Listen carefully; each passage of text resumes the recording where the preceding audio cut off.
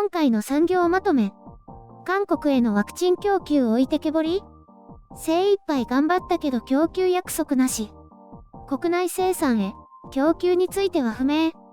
ワクチン開発国によるワクチン外交が激化し、確保競争も熾烈を極めていますが、開発国との友好関係にない国々は苦境にあえいでいます。先日の米韓首脳会談で最低限である軍人55万人分でのワクチンを確保した韓国ですが、国民向けのワクチンの確約には至らず国内から批判を浴びています。米国は台湾への供給を急いでおり、その次に優先度が高いのは中南米諸国だとしています。中南米諸国の中で台湾と外交関係を持つ国々は中国からのワクチン供給を受けることができず、コバックスに頼っています。ムン・ジェイン大統領は米国のコバックスへの貢献を褒めたたえましたが、オベッカは通じず、韓国もより多くの資金を拠出すべきだと返されてしまいました。韓国は財閥系企業が米国に巨額の投資を行うなどしていて、これはワクチン確保も照準に入れているとされています。韓国はこれまでの方針を転換させ、中国の敏感な部分である台湾海峡と南シナ海について触れましたが、人権問題には直接的に触れることはありませんでした。こうした努力のおかげか、先日米韓グローバルワクチンパートナーシップの構築が発表されました。これによると、第3四半期にも韓国国内でワクチンの大量生産が開始されるよう、進めているようです。この中でサムスンバイオロジックとモデルナ、SK バイオサイエンスとノババックスの MOU 締結が明らかとなっています。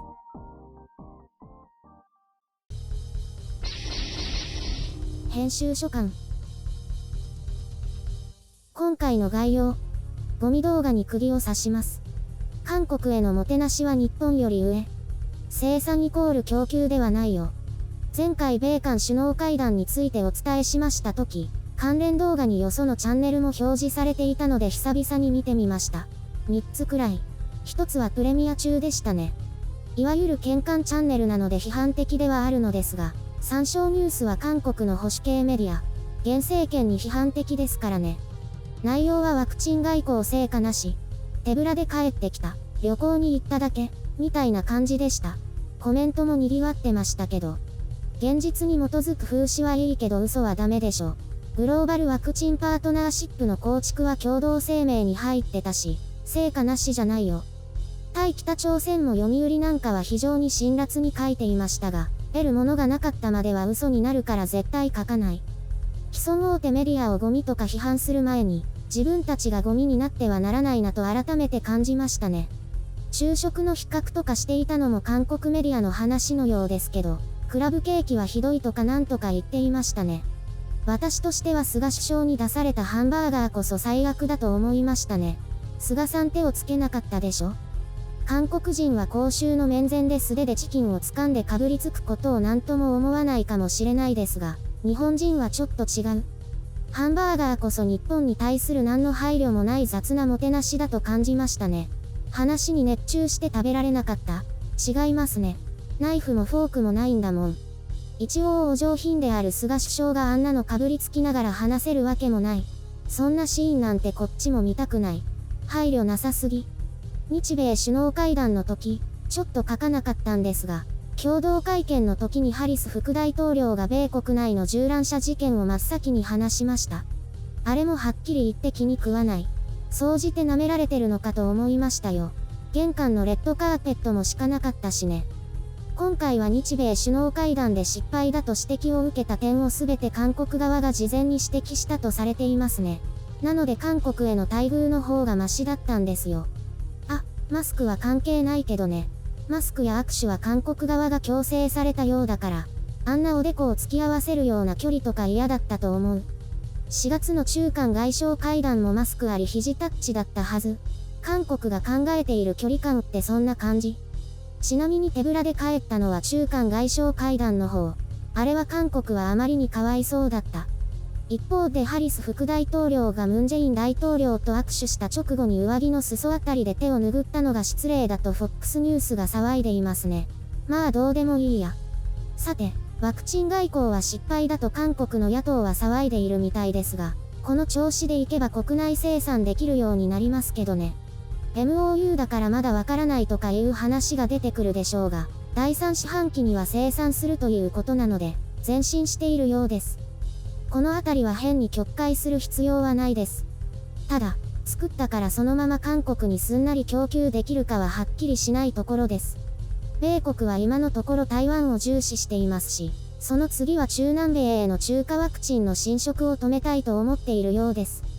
韓国国内での生産規模は大きくなるでしょうから、全部が海外へ供給されるわけでもなく、きちんとおこぼれはいただけるでしょう。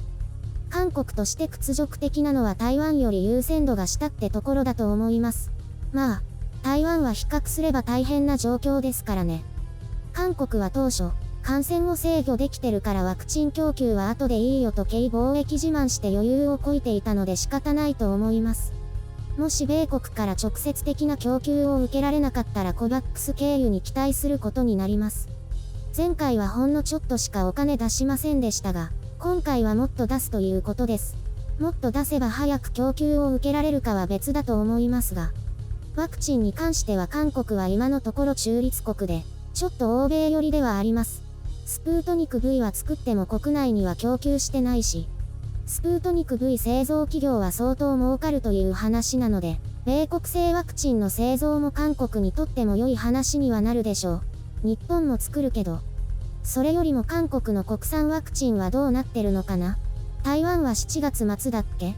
これ、結構手続き雑っぽいけどね。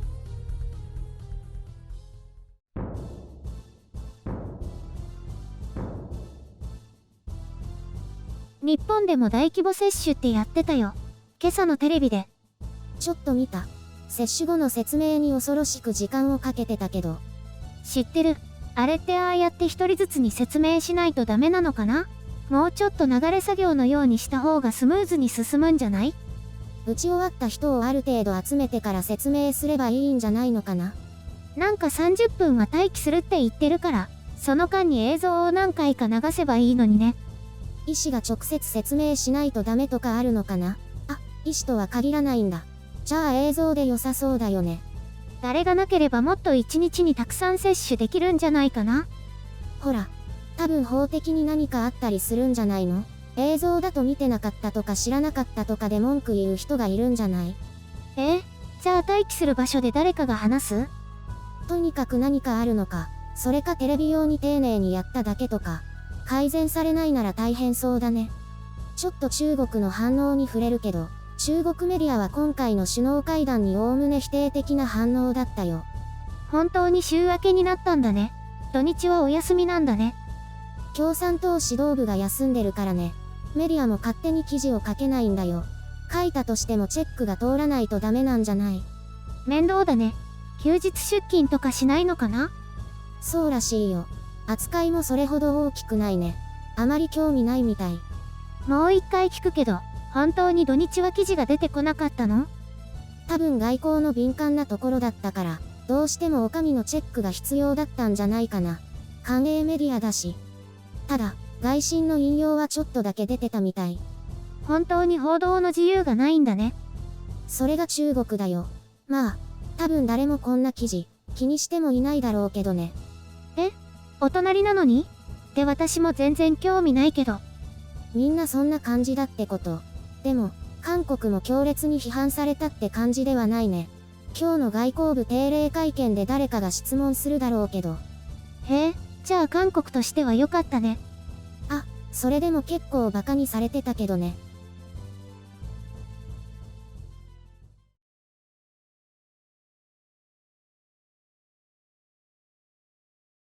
皆さん、コンセントレート、野口はじめさん風に挨拶してみました。それいる？プレミアに来てない人意味わかんないし。このコーナーに集中してねってことです。そういうことね。はいはい。ヤフーニュースにも出てたよ。ほら、この前話したベランダにいる赤い虫。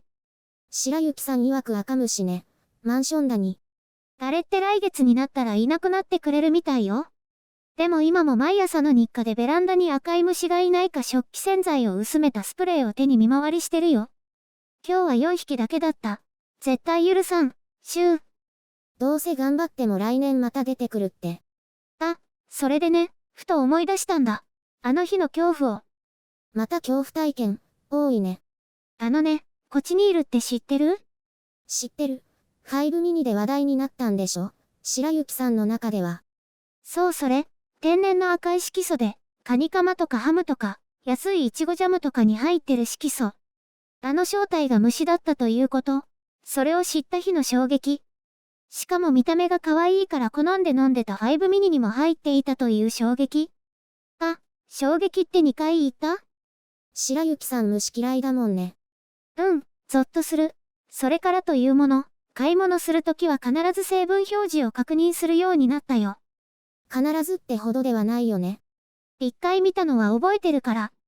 意外と多いんだよね。コチニール色素が入ったもの。虫入ってる。無理って買わなかった。めんどくさ。誰から数年、あんなに気にしていたのに、また気にならなくなったよ。ほらやっぱり、買い物してても全然見てないじゃん。うん、ほら、みんな食べてるし、いちいち気にしててもしょうがない。まあいっかって。適当だね。ものすごく。5ミニもコチニール入ってるって散々言われて、オレンジからピンク色になったよね。あの色綺麗だよね。何の色か知ってる？色変えただけでコチニールじゃないの？トマト色素らしいよ。最初からそれにしておけばよかったんじゃないの？